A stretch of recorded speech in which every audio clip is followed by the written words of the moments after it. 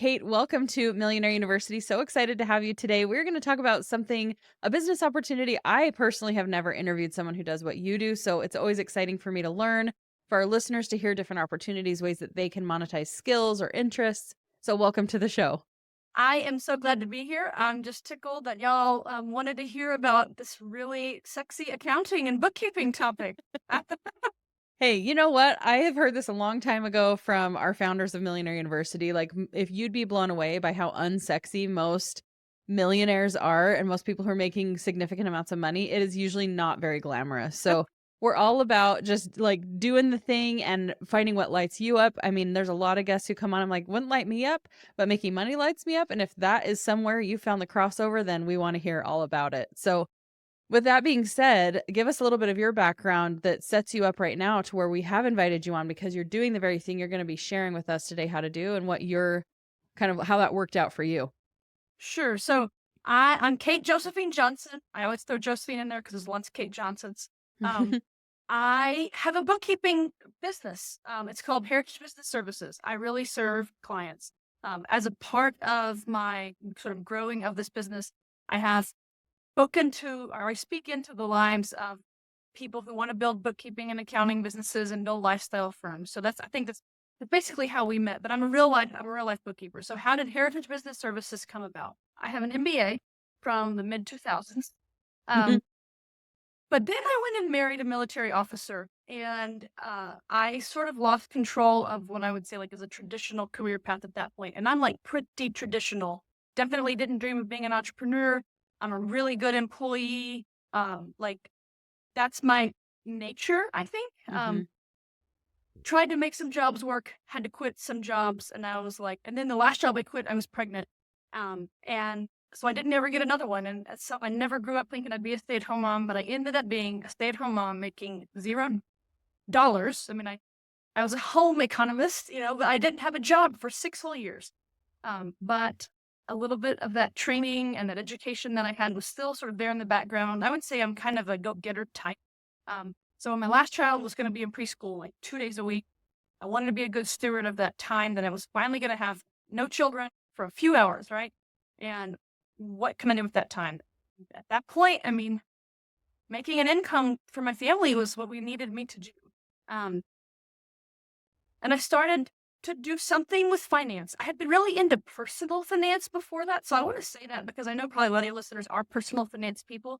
Personal finance is not the same as bookkeeping, but probably people who are really into personal finance might be able to get into business finances, So I think that was where I thought, what can I do? I like budgeting. What's similar? So I just started, I tried to find first of all, I learned a bookkeeping software. I already knew accounting fundamental, and I do say that's the first step. But, I got certified in a bookkeeping software, got a client, got a business bank account. I think I registered in the state of Virginia at that time, paid my $100 to have a little business, and it's slowly grown. That youngest child is 10 now. And my business has grown with him basically. And so that's sort of the story. And everything I do to make money has to do with the fact that I have what I call the superpower of knowing accounting. I know, the profit and loss of the balance sheet. Those are like the two main small business reports. I know I'm an expert at the bookkeeping software. I actually kind of have a funky firm. So I think there's lots of ways to make money if you have that superpower of knowing the debits and credits and the financial statements. But I've just had a ball doing what I want, all in the accounting space. So that's amazing. That's me. Cool. Okay. So this is, I love there's, like we mentioned in the beginning, there's so many cool, glamorous things. There's so many different ways. There's a million ways to make $1 million. And we're not saying like every business, every side hustle even has to make $1 million, but sometimes it's really just meeting that provision of, I have this like desire and this need combined, right? I want to do something. I want to contribute. I want to use my time. I love that you said you wanted to be a good steward of your time that you had. And there was financial need. And there are so many different opportunities and ways to do that. So for you, you mentioned this kind of aligned with previous background with the financial industry. If somebody else is hearing this and they're also feeling like, yeah, I'm kind of savvy with that. I've always loved numbers and I've always maybe been good at one little thing. Where would you recommend they start to know if bookkeeping specifically is a good fit for them? To know if it's something they can honestly do. Like several hours a week and not want to pull their hair out? That's such a good question, because there's a lot of like advertisements right now, like become a bookkeeper, make six figures from the beach. And like, I think most of that's hogwash. Running this business has been the hardest thing I've ever done professionally. So it's actually Mhm. really hard. A lot of people who don't have the necessary like background of the fundamentals, like assets equals liabilities plus equity. If you don't understand that sentence that I just cannot take another business's money to be their bookkeeper. You will, that's Mm, how they feed their family, and you're going to wreck them. So there's mm, like a minimum standard of knowing some accounting basics. I'm not an accounting hotshot. Like, I'm not serving super complex businesses, right? So know where your skills are, but I'm pretty good at accounting. Like I when I had the struggle, I learned what I needed to learn. But step one is accounting fundamentals. Um, there's ways to learn that. There's lots of free like um, accounting. There's a website called accountingcoach.com. That's where I usually send people if they just need to like brush up on the debits and credits and financial statements. If you spend 10 hours on that and you hate that, cool, go to something else. If you already have that, the next, what I call step two of, I think there's like 4 steps to having a career, like a business in this. Um, you have to learn bookkeeping software. So mm. do not try to build a non-modern firm. So we're going to be using cloud-based software. We're going to be connecting bank accounts. We're not doing anybody's books like by hand. People used to do that. No, don't start yourself off on that way, because that's how you're going to not be able to leverage that. Like, you don't want to trade time for money. You want to be able to value price your clients. And so you got to use tools. Um, all the softwares, all the bookkeeping softwares, like there's QuickBooks, there's Xero. I actually have decided to niche in a software called FreshBooks. It's got enough users for me, so it works for me. Um, Hmm. but you got to become good at a software. And they all have like free certification content, where I usually recommend like no cost. You just spend 10 hours, go through the QuickBooks Pro Advisor certification. If you hate it, you're kind of going to be doing a lot. I mean, training's not exactly like actual work, but it's not that far either. So those are Mhm. 2 kind of great free ways to make sure you you know that you have the technical chops. Mm. Now, can you go get clients? Can you send proposals and come up with pricing and all these other hard things that every business has? It's hard too. Um, but the that's just whether you're an entrepreneur or not, and you're going to have to get those skills. Mhm. But the thing that makes us unique is our accounting knowledge. And yeah, to test it out. I actually have a video called "But Will You Even Like Bookkeeping" on my YouTube Mm. channel, on the Bookkeeping Side Hustle YouTube channel, where I give quite a few like free resources, like try this for 5 days. If you hate it, move on. Yeah. Yeah, I love that. It's really important to understand before you invest a ton of money and time into like, okay, this is a side hustle because I think I like this. So we'll definitely link to that YouTube video in the show notes as well for everybody to check out if any of this resonates with you. So you started to mention there's 4 steps to building the bookkeeping business. So if Mhm. you've made it through that step and you're like, actually, this is really fun. My mind flashed back to the days when I was a teller at a bank and we had to do these like simulations and this little online training and I loved it. Like I loved working with money. I loved being a bank teller. I loved the process and I was just going back to haven't thought about that in I don't know 20 years. But it's so fun. It's so interesting. So you might get into this and be like I had no idea that that was even something that I would think was cool or exciting and it might be a skill that you discover you have or an interest that you discover you have. So okay, so if we make it past that point, we phased in and we're like, yeah, I could totally do this. And if I got paid to do this, that would be an amazing opportunity. You started to touch on like getting certified with a software, and you mentioned there's enough users there for you. So I wanted to ask, is that an opportunity in and of itself where you become proficient in a software and you're able to market your expertise with that to the people who are already using it and you're kind of offloading that for them? Or where does that come into play? Well, the client acquisition part is probably the most common question I get. I think the best way to get clients is to make sure everyone you've ever known and all of their like cousins know that you're a bookkeeper. Like, I think Hmm. those first clients are, it's like the 6 degrees to Kevin Bacon. Like the closer they are to you, like the 6 degrees to you, those are going to be your first clients. I think, like, maybe not your friend, but is it like all the businesses in the strip mall nearest to you? Have you gone and like introduced yourself to them? Hmm. Does everyone in your school carpool line and the PTO group know that you're doing this? But um, there's just so many ways to do it. Some people are good at in-person networking. Some people are good at using LinkedIn. Lots of people say the sooner you can niche, the better. Niching that's good for client acquisition. Niching is also good for building processes that are repeatable. Like if your chart of accounts are all the same for all your clients, it's less of a mental load for you. Than switching between, a salon and then a landscaper and then a consultant. That's kind of like whiplash from like the technical side. But I don't know. I mean, you're asking like the world's hardest question. It is hard to get clients. I would say this industry is becoming more competitive because there's a lot of people. There's a little bit of a race to the bottom, a little bit. So you really need to. But if you're a good bookkeeper, you will stand out quickly. You just got to have that endurance. I always tell people, if you need some quick money, this is not the way to do it. If you're wanting to build a business like for the long term, and that's even sellable, that you can, I have 2 subcontractors that work for me that do a lot of my technical month-to-month clients. And then I just would report out. That's kind of like building like a systems-based business. Am I removable? Like, the truth is not yet. I'm not removable, but I would like to be. I kind of have like a 10-year goal to like, but systems are hard. Like everything about entrepreneurship is hard, but it's been amazing for my family. So like I'm keeping going. And so I'm saying that to encourage those like reluctant entrepreneurs like me, that I kind of am commander of my own destiny right now in terms of my career. And I never would have been that. I was kind of happy as an employee. But now I don't know that I can ever have a job. I think I've seen the light like for the last 7 years.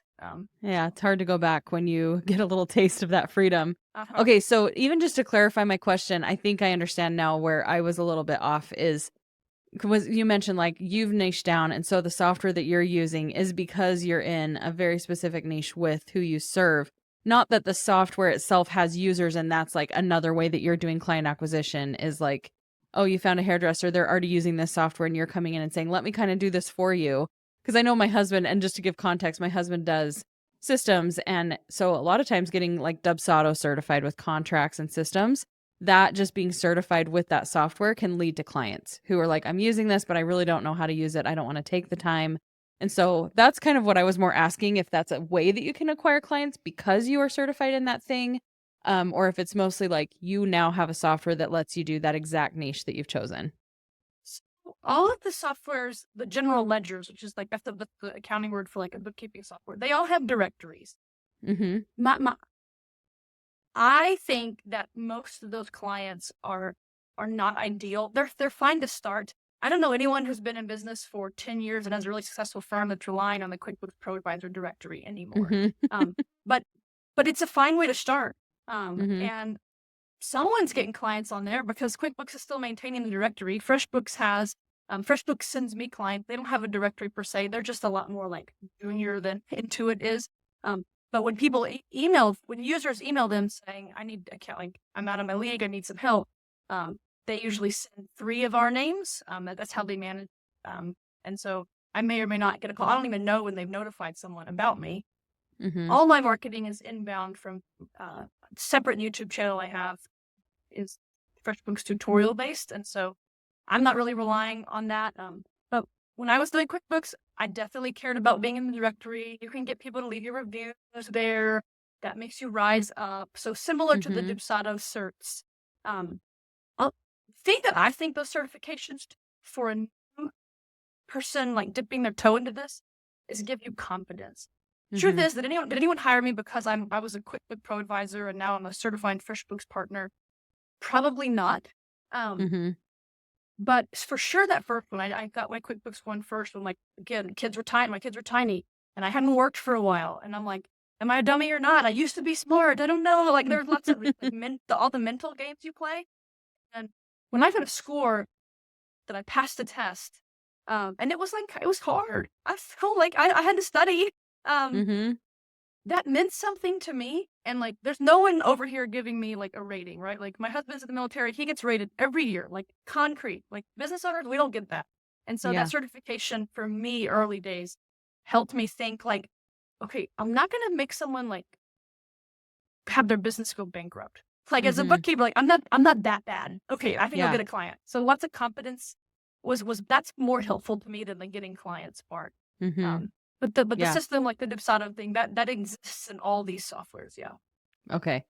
I love that. And I think you spoke to something that rings true for me too. I do emotional intelligence coaching, and like by all counts, I've read a lot of great books. I can coach people through a lot of things. And there was just something about, for me, you don't want to bankrupt people. I didn't want to screw people up emotionally. So I Yeah. wanted to make sure I had actual tools, and I learned strategies that were scientifically backed and very sound. And so I think there's so much, like you said, it gives you confidence to know that you're not just making this up as you go, like you're giving something that really works. And then you're also very proficient with their software now, so you know exactly what you're doing. You're less likely to make mistakes. So I love that. It's probably, I mean, is it required to become certified in those to be a No. user of those? Okay, so you It, highly recommend doing it though. In America, the word bookkeeper is the Wild West. Other countries, actually, that word bookkeeper, their like legislators have like put some boundaries around that, or their professional like lobbying groups have put some boundaries around that. Now I can't go around calling myself a CPA. Mhm. The associate AICPA, like their governing body, like they for 100 years now have been like really like caring about that designation, like whatever. Anyone can hang their shingle and say that they're a bookkeeper. Mhm. Anyone can hang their shingle and say they're a tax preparer too, by the way. So taxes is Mm. another branch of accounting. I don't want to do taxes. But a lot of people have kind of like a side hustle in the accounting industry, but on the tax side. So, and there's lots of free resources to kind of figure out if you like tax. But there's no, yeah, there's no certification. There's no legal, um, there's no degree requirements. Like, with CPA, you have to have 150 hours of college. You have to pass the test. We don't have that at all. Mm. Not even really a good certification that we can get. There's two that's for like the National Association of Certified Public Bookkeepers, and there's one called American Institute of Bookkeeping Professionals, maybe. But like no one's heard of those. Like no small business has Mhm. heard of those. And so I think their training's probably pretty fine, pretty good. When people want to like get trained, I say just pick some training organization and then don't listen to anybody else. Like just Mhm. go because accounting is like 400 years old. Like double entry accounting is it's an ancient discipline. I Yeah. think some Yeah. Italian guy did it a long time ago. So we like just learn it. We're not learning the AI here. Mhm. It's very So basic. Yeah. pick a good instructor. Get some recommendations from my bookkeeping titles with group is fine. Like where did you learn? Like, if you need to learn the basics, we can ways to do that. Um, Mhm. but Okay, cool. yeah, Good to know, good to know. There's a lot of unregulated industries like this. I mean, even coaching in and of itself is unregulated. exactly. Things like that will continue to shift, hopefully, for safety for people. But that being said, what do we do next? Like we get that certification that's just kind of to help us know that we know our stuff. We're not going to screw people's money up. What's the next step, even before we get into client acquisition? You mentioned that you niche down. Do you think that people should start with that, or do you think they should just, like you said, hit that initial network? But is there even any steps between that as you start selling? Well, I'll talk about the four steps I talked about. It's no Yeah. accounting, no bookkeeping software. Set up your business and get clients. Now, each one of those steps has a gajillion sub steps, but so Mm-hmm. we do need to set up our businesses. So we need to we're going to be telling clients these things. So separate bank account, form your entity, all the boring to get your IRS tax EIN, so you're not filing on your social security number. But all the like bookkeeping programs kind of tell. That's just like setting up the business side. No, get a website, maybe or Mm-hmm. maybe not. You don't have to have a website. But the niching, I don't like. For me as a side hustle, I was ready to take whatever I could get.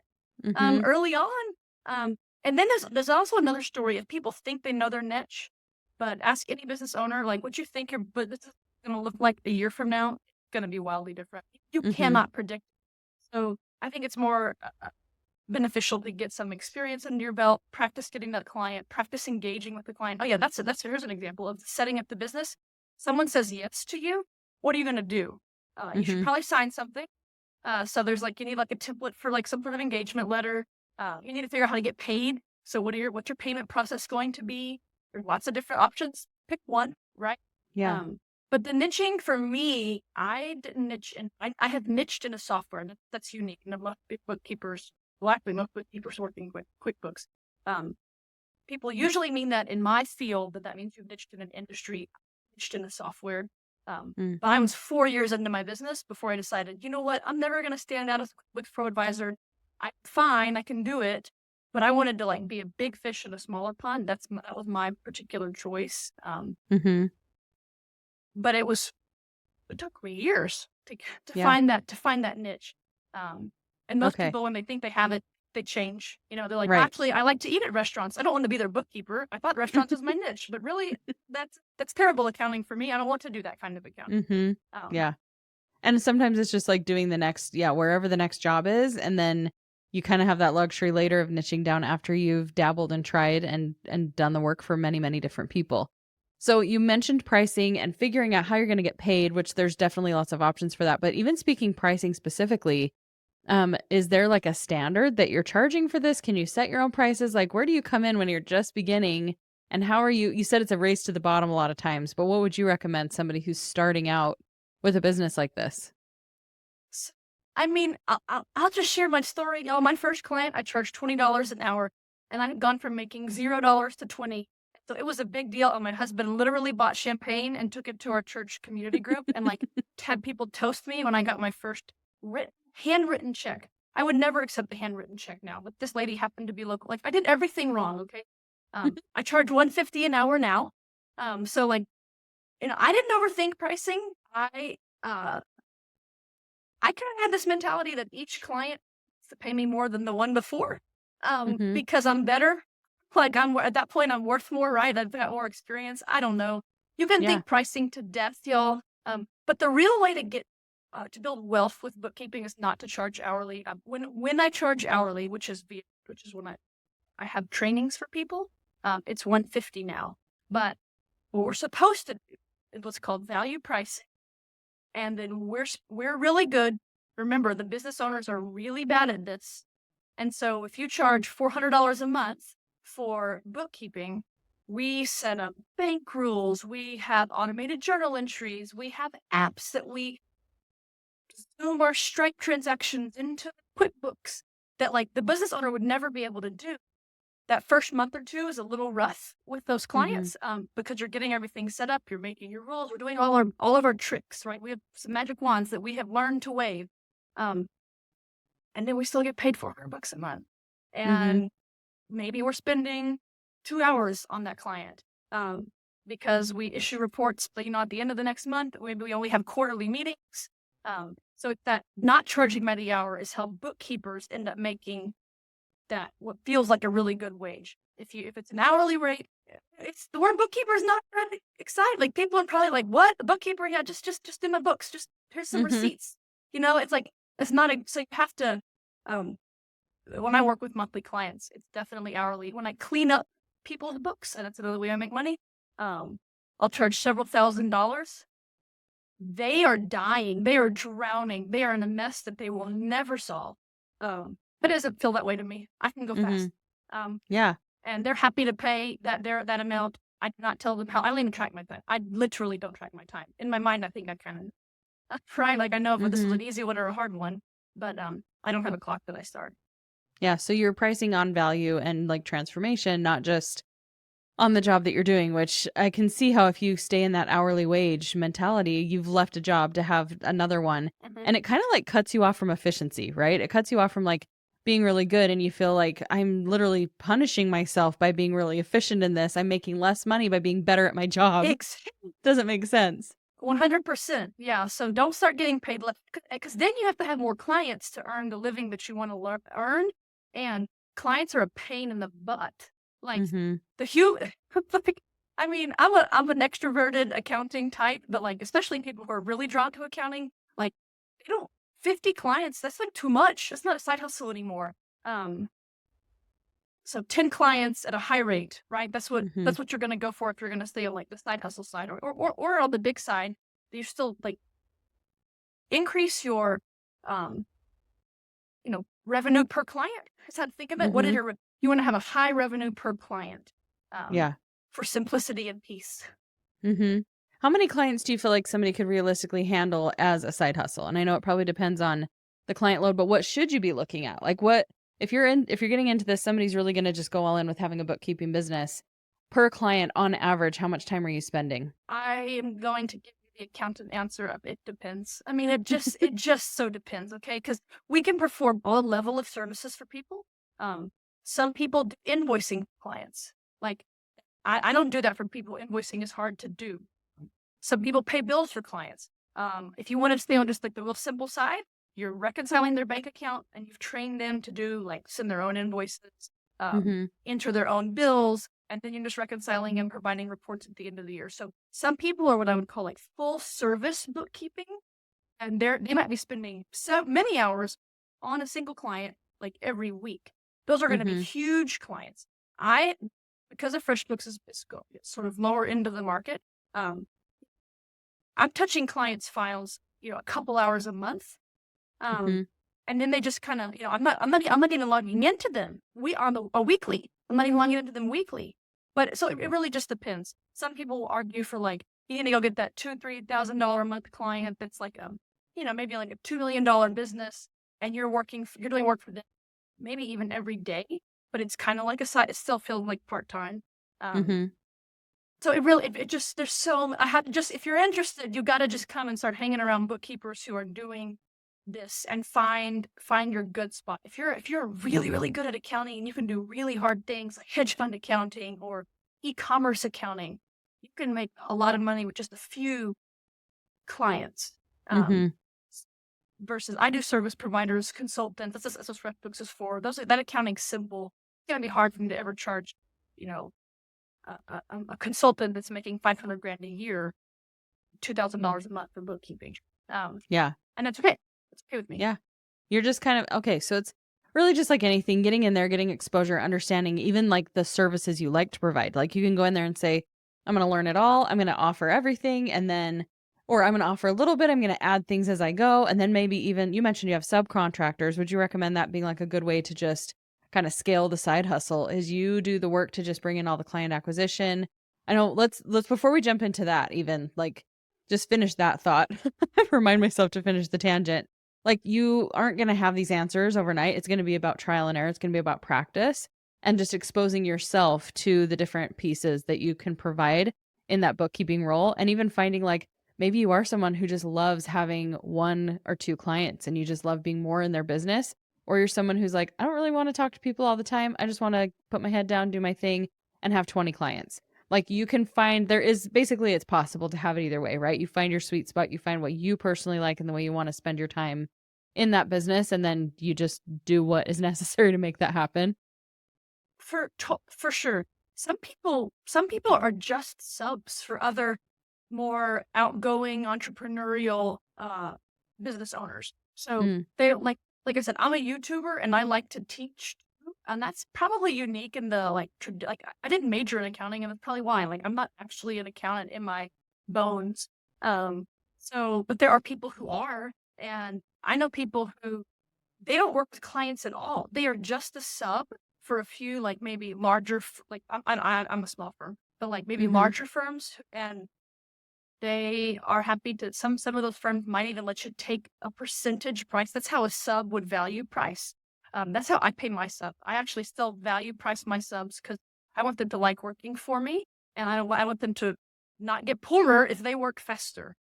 So they are, because I price value, I can give them a percentage of my value. But some people just do subbing an hourly rate. That's probably more common, truthfully. But it might be all you need. Like if your family is like getting out of debt and it's like, hey, we're just going to really buckle down for these next 2 years and then we need to make an extra $20,000 a year, you go sub for someone at an hourly rate and spend your Saturdays doing 4 or 5 clients and hit your goal. Cool. Yeah, I love that. It's always mind-blowing when you have more of that entrepreneurial blood, to believe that people are just fine doing the hourly wage thing. And I think like I've done both. Sometimes you just, like you said, you have foundational need where it's like, I'm going to do this as I'm building something a little bit bigger.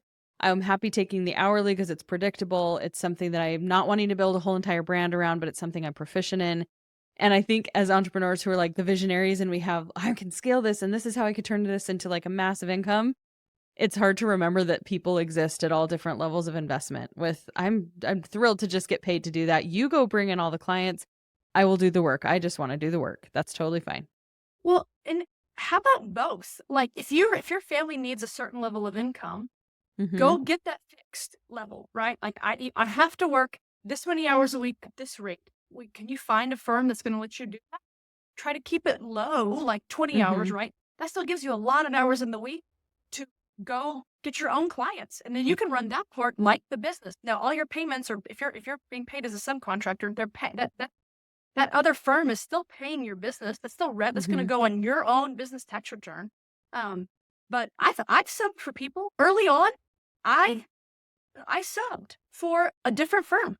Um, and it was great. He taught me Mm. so much. He's a mentor of mine. Like when I think of him, like I just want to hug him. Um, I don't know why he picked me. He did, but like to find that, and I needed that like kind of stability because I still had little kids. Like I didn't have a website. I didn't have all the things. Right, I wasn't running like a full blown business. But then I got my own. Then I got another. Then I got another. Right. Mhm. And then I could start doing less and less and less of subbing. Or Yeah. if you're risk averse, Mhm. knowing that you have 50 grand for the year, like that's the floor because that's your wage, right, from the other firm. That's comforting. Yeah. Yeah, 100%. I love that. Good to hear options. Good to hear like I think sometimes we have a tendency to be like, okay, I have to have this big thing. I have to do it all in. And we've had guests on here who I think the best advice we receive is something along those lines, like find a way you can get paid to learn.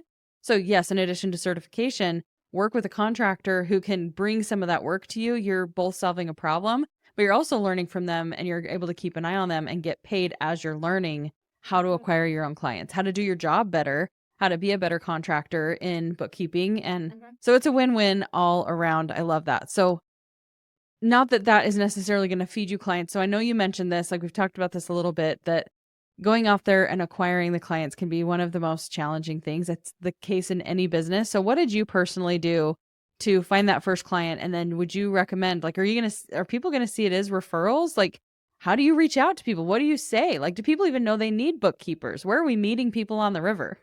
Um, so I actually made a video this year for Bookkeeping Pencil, how I got my first client. And the quick story is, there was I had dabbled in the idea of maybe I was going to buy a house and flip it whenever I was thinking, my kids are growing up. What can I do? And I was kind of like handy and I like manual labor. And I thought that would be a good idea. So I just started learning about real estate. Well, there was a speed networking night, like a speed dating night at the Tidewater Real Estate Investors Group. I wasn't a member, but you could pay like a separate fee to go. I went. We were guaranteed, it was like every 10 minutes you went to a different assigned table and everyone got like 1 minute to talk. My first client came from that. I didn't even have business cards. I didn't have a business name. So the story on that video that I made was I had a stack of Post-it notes that I wrote Kate Johnson, and I wrote my Gmail. Um, and that's when I passed out. Where everyone else was sharing their business card, I threw my Post-it note in front of everybody. But it got me my first client, and that's maybe Mm, why I kind of am of the belief of like it's probably going to be someone that's pretty close to you. Like my first client was someone who I had shaken their hand, mhm. and I just grew from there. Second client was a dad. Our school had what was called Pizza Friday, and parents could come and have lunch. And I was sitting next to this guy named Aaron. I had sat with many Fridays with our kids, and we just got talking. And he's like, "Yeah, my bookkeeper left. I need another one. You want a shot?" Um, and that's how I got it. But the getting clients part is, I think you need to be prepared to fail. Like you're gonna Mhm. have to ask a lot of people. It's not gonna the first person you ask is probably not gonna hire you. If you go in with that mentality, then you won't feel so beat up. Um, Mhm. and you'll get better at saying what you do. I cringe thinking about what I said at those meetings. I go like, I just passed my QuickBooks test. What did I say? I don't know. I don't know what I said, but Yeah. Yep. I didn't die, and I got a Yeah. client. Um, And you figured it out, and now it's a little more polished, a little more professional. And I think sometimes that's actually good advice for people. I think when you're pitching is I've noticed that I've had to like step back and almost audit myself. When you're really excited about a new thing that you're doing, it's easy to just be like, I just did this. I just got the certification. Like for sure, even right now, the zone I'm in, I'm like, I just got certified to do coaching because you're so thrilled and you just can't wait to share that with people or you can't wait to help people. And I think it's like it's sales 101 or just networking 101, like figure out and ask questions and see what do you need. And there's value in just showing up and saying, I do this thing. I just went to a networking event last week and I had not gone to like in-person networking events maybe like one a year, and it was mostly because it was a party. You know, I wouldn't consider myself a good networker in the traditional sense, but it was like the first person I talked to, and it wasn't that complicated. It was literally just like, I do this thing. And she was like, oh my gosh, I've been needing somebody who does that. Like, I want to hire you. And it was so simple and so straightforward, but it wasn't like I was sitting there giving her my whole long life backstory. It was like me also asking questions of, well, what do Mm-hmm. you actually need? Is this really good fit for you? So I also just wanted to plug that. Like, I think a lot of times we have the internet, there's so much capacity to bring people in through content, different ways like that. But there's, in my opinion, nothing that will ever quite replace the power of your warm network and tap into what you already have in front of you when you're first launching something, right? Like you said, it's most likely going to be somebody you know, somebody you're connected to somehow. There's no shame in that game. It's not a long term, but it is a great start and it will ripple effect out like crazy. Well, we're a Ripley family, so I moved to Fort Worth, Texas 18 months ago. So it's fall of 2023. And one of my main 2024 goal was to have lunch with 52 people. So I was like, I have to go sit with someone every week. Mm-hmm. Turned into not always lunch, coffee. I walked with a couple of girlfriends and neighbors. And I'm new in town. And for me, it wasn't just about business, but it was about business. I needed girlfriends and I needed people to recommend doctors. Like I needed, but human to human is just, it's really so valuable. And it did lead to bettering my business. That Mm-hmm. is the truth. I didn't only want that. I was also happy to just walk with my 10-year-old's classmate's mom that I had got the guts to ask, do you want to go walk? It's like, it's Mm-hmm. kind of butterfly-y, right? Like that goal of mine was a little strange, but I had church, school, and neighbors were like the three buckets that I even like basically that I had. Like that was all I got. And I was just like, Mm-hmm. okay, 52, here we go. Um, Yeah. and it was one of the most valuable exercises that I had done in terms of getting to know my town, getting to know the business community of this town. So even if you're an old, resident of your town, hopefully you can still get to know it again by doing something like that. I don't Mm-hmm. know if that Yeah. inspires anybody, but that was my 2024, 52 lunches. I love that. I Yeah. mean, who doesn't want to commit to 20, like 52 dates of some kind with people where you get out of your house, especially when you're like in the rut, you're in your own little home. I'm in my home office, you're in yours, and you're just like, it's me and these four walls every day, and sometimes the dogs wander in, but it is so isolating and it can be really easy to feel like there's nobody out there who needs it, or like you're just going to have to bust out more content online or hit LinkedIn harder. And it's like, man, step outside. I literally drove down the street to a new event venue where this networking event was hosted. And it was just like two people immediately that I connected with. And if I had just stayed in my little alcove, I never would have made that connection. And it's not even expecting an immediate return. It's not like I'm only talking to people so I can get clients. Mhm. It's like there is so much power. And I know this might feel really like duh to some people, but it's crazy how when you're an entrepreneur, you really can like short circuit the power of the personal network and how it can feel like so scary or so oversimplified, but it really is effective. And Mhm. so I love that. I mean, there's very few things we can say like this is guaranteed to work, do this thing and it will actually be the perfect thing. I think you have to find what works for you, your best favorite way at connecting and acquiring clients, and then also trusting the power of referrals. It really is like, to me, that's been the lifeblood of my business, which means you got to start somewhere. So, any other advice you'd give to that? Yeah, I think we've just know that it's going to be hard. You're going to be Hmm. bad and you'll get better. Just like with all the pieces, right? All four All steps. It's going to be hard. You're going to be bad and it will get better. Like that's the title of the episode. there you go. Welcome to entrepreneurship. Welcome to business ownership. That is like, that's the book you need to write. That would be so funny. All right, let's do it. I'll add it to my list. Yeah, right? Okay, so you mentioned like you have YouTube channel and you educate people. That's also another way though that you're able to get in front of those ideal clients, right? Like because I know you have two. You have where you're teaching people how to do exactly what you're doing, and then you also have the channel where you're providing that knowledge and education to people who need bookkeeping services. Is that something that you recommend like other people do once they get to that season or stage where they love educating? I think probably most people, if they become sort of like a content creator role, you're probably going to do it towards your niche more Mhm. or your ideal client. Accountants are not my ideal client, but I have a lot of content. I mean, and I've monetized that side of my life. The bookkeeping side also part of my life. Happy to answer questions about that. But that's going to be, and I didn't plan to do that. It was accidental. I had to learn how to run that arm of my business as well. But there are people who, you become an expert in an app. App's going to be like flying you to their studio to do content for them, or you're going to be representing them at conferences with them, or you're going to get referral links from them. Or you can start to think about the passive income part of this. So I love passive income and the concept of it. And I think it's almost like a learned skill set. And once your brain kind of clicks to, I can start seeing money everywhere. But here's an example, y'all. No, I don't know other accountants that do this. I have something called FreshBooks Office Hours.